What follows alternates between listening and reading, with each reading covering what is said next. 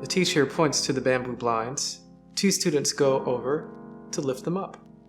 Teacher says, 1 gains, 1 loses. How do we determine which factor is the most important for a particular outcome? With something simple such as a leaf falling to the ground, there's factors like gravity, there's water content, there's wind speed, that kind of thing. Which one is the most important one that causes the situation to happen? How do we determine which one's the important one? And then there's obviously other factors which we determine are not important. So even there is a delineation here. We know that the position of Jupiter doesn't really matter.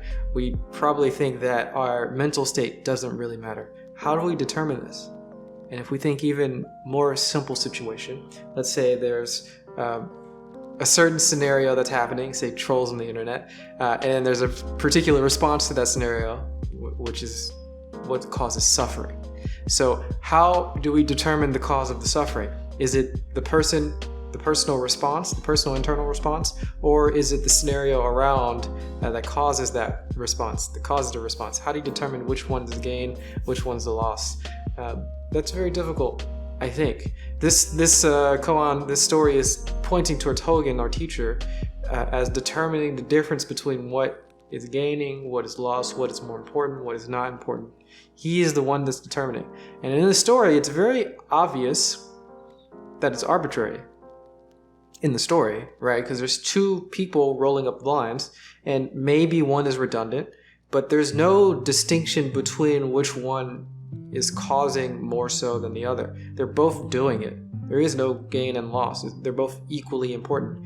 And it sort of implies that possibly in our normal life, everything that we determine is important, is arbitrary. That's sort of the line of thought that comes out of this. The thought process that we have, the consciousness that we have that determines what is most important for a particular scenario, for a particular outcome, that is just arbitrary. So I wonder how true that is in our everyday lives. Is it just complete nonsense to determine if one monk gains and the other one loses? Is it just completely arbitrary to blame the outside world or to blame the internal world for your particular situation? Let me know in the comments if there is something more than this arbitrary distinction between what is gaining and what is lost. If we actually can determine which factors are most important, please give me a like and subscribe for more. Thanks for watching.